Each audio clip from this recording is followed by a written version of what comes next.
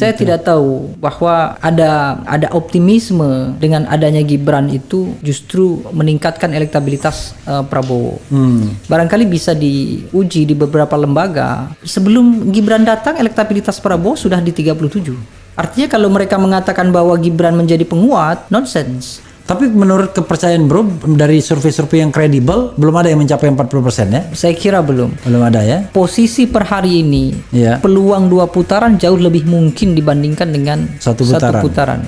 Prabowo punya peluang blunder. Misalnya dari sisi Gibran Rakabuming.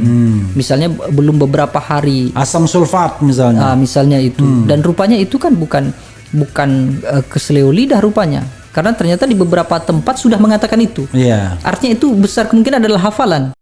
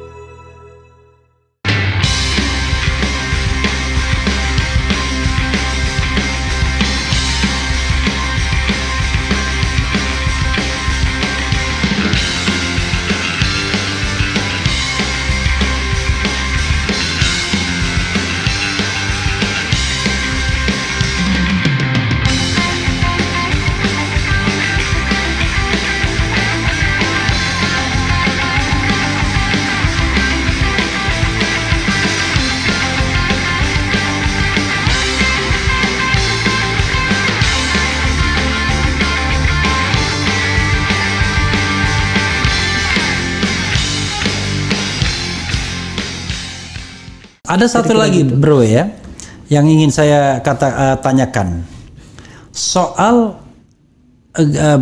Gibran factor ya di dalam diri seorang Prabowo, keterpilihan Prabowo. Kan yang digembar-gemborkan itu adalah minimal orang mengatakan nggak ada pengaruhnya tuh putusan MK dan Gibran segala kan. Ya, walaupun saya bikin pantun jalan-jalan. Misalnya jalan ke Banyuwangi bersama teman, makan di warung tanpa halaman, negeri ini negeri para paman, salah satunya Paman Usman. Tapi yang menarik adalah cuma Bang Daj yang berani. Cuma Bang Daj yang berani. Yang menjadi masalah adalah ketika kemudian ada faktor Gibran. Untung bro mengatakan tadi faktor Gibran itu adalah faktor yang negatif bagi Prabowo karena menurut survei yang tadi tanggal November tadi kan artinya kan fresh from the oven ya kan gitu, itu menurunkan, itu kan setelah putusan berarti kan setelah putusan. Nah tapi di sisi lain ada survei dan banyak survei, bukan ada survei mengatakan bahwa nggak ada pengaruhnya. Tidak ada pengaruhnya, bahkan diglorifikasi bahwa pencalonan Gibran itu menaikkan elektabilitas Prabowo dan sehingga mereka yakin akan menang 1 putaran. Begitu. Jadi cuma Ipo sendiri yang berbeda, yang mengatakan bahwa itu bukan faktor positif, faktor negatif, turun Prabowo.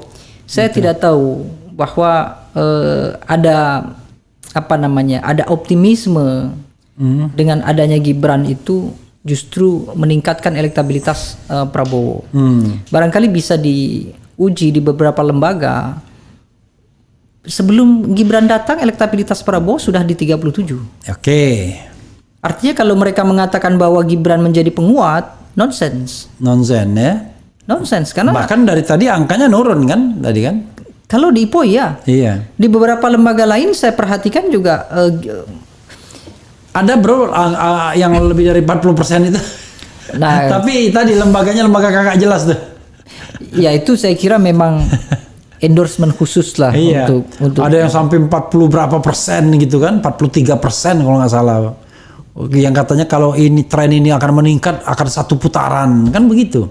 Tapi menurut kepercayaan bro, dari survei-survei yang kredibel, belum ada yang mencapai 40% ya? Saya kira belum. Belum ada ya? Posisi per hari ini, peluang 2 putaran jauh lebih mungkin dibandingkan dengan 1 putaran. Kita bicara tentang pemilu yang benar ya, bukan pemilu yang curang ya?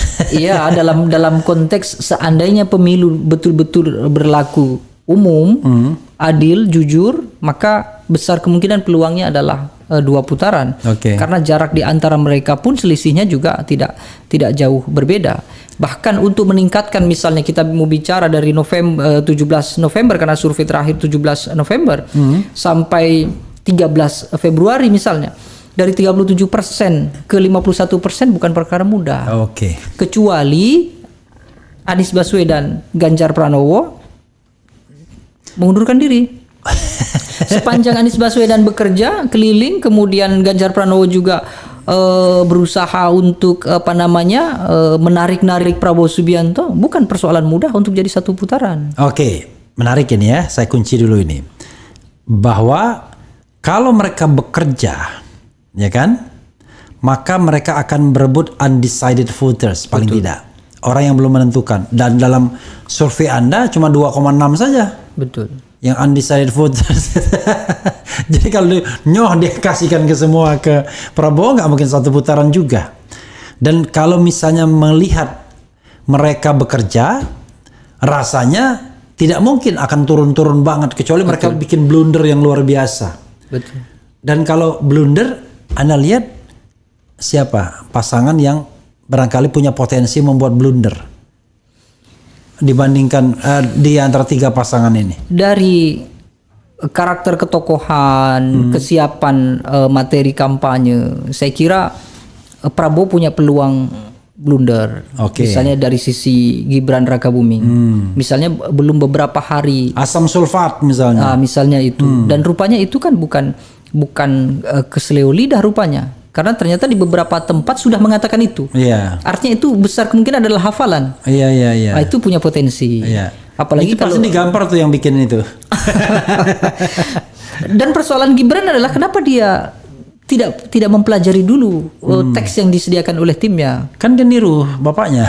Wah, saya tidak mau lanjut ini ya. Yang kedua, Ganjar Pranowo. Ganjar Pranowo saya kira terlihat sudah mengalami yang namanya depresi. Karena elektabilitas yang dalam catatan kami tidak kunjung naik, bahkan dia tidak berhasil mendominasi pemilih PDI Perjuangan, sehingga secara emosi Ganjar cenderung tidak stabil. Dan ternyata ditambah Mahfud bukan tambah naik, tambah turun. Ya, terlebih dengan adanya Mahfud MD, kemudian komunikasi mereka ternyata tidak sejalan. Ini menjadi persoalan. Ya itu poin penegakan hukum 5 itu yang paling lucu ya. Itu yang jadi masalah. Padahal di situ adalah Mahfud MD. Artinya kalau Anda mengatakan, ya saya juga kita harus objektif. Yang barangkali kecil kemungkinan membuat blunder itu Anies. Kenapa? Ya karena dia punya narasi yang terkontrol.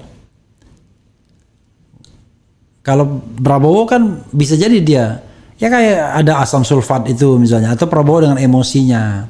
Ganjar yang juga kadang-kadang emosi juga kalau diserang oleh mahasiswa. Kan. Betul. Mahfud MD yang juga kadang-kadang daripada menjawab persoalan sebagai seorang bapak cuma pengen ngeyel untuk menang kalah.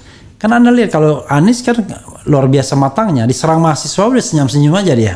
Saya membayangkan kalau yang berdiri di situ Prabowo atau Ganjar barangkali juga nggak tahan juga dia mendengar suara mahasiswa. Why? Karena Anies nggak punya beban. Beda dua itu kan. Dua itu kan punya beban. Ini perspektif tim ses ini ya. Iya, punya beban. Prabowo punya beban. Beban Prabowo apa? Beban Prabowo kan untuk mengatakan Jokowi baik. Ya kan? Betul. Beban Ganjar mengatakan Jokowi tidak jahat-jahat amat. Tidak jelek-jelek amat. Karena dia masih berharap kan. Betul. Ada endorsement diam-diam kan, atau itu yang saya katakan fatal tadi, bahwa memang Prabowo dengan Ganjar Pranowo ini terjebak dalam perebutan pengaruh Joko Widodo. Dan punya potensi besar yang akan memenangi perebutan itu adalah Prabowo Subianto. Makanya Anies Baswedan saya kira dalam posisi sekarang beliau punya ceruk sendiri, beliau fokus dalam kubangan yang memang dimiliki, itu saya kira sudah cukup bagus sekali. Meskipun memang survei juga sudah mendukung sebetulnya bahwa kerja-kerja politik Anies Baswedan, Muhaimin Iskandar, termasuk juga kerja-kerja partai politik sudah membuahkan hasil. Ya paling tidak untuk kelompok Amin semestinya optimis bahwa mereka bukan yang tertinggal, justru mereka adalah yang kompetitif. Oke. Mereka menghadapi Prabowo Ganjar. Oke. Sementara Prabowo Ganjar menghadapi Anies. Oke. Itu kan dalam kacamata survei ya. Sebetulnya pertarungannya ini adalah dua kubu. Iya. Anies secara langsung menghadapi Prabowo dan Ganjar. Ganjar dan Prabowo ini bertarung untuk bisa mengalahkan Anies sebetulnya. Oke. Kira-kira begitu. Dan ceruk Anies 52%. Kalau Minimal. dilihat dari angka Iya. yang tidak menyatakan puas terhadap pemerintah. Ya, minimal ya. Betul. Oke. Efek Jokowinya atau efek Gibrannya kok malah negatif. Lalu, tapi Ganjar tidak mengambil ini sebagai sesuatu yang positif. Malah Ganjar nurun juga.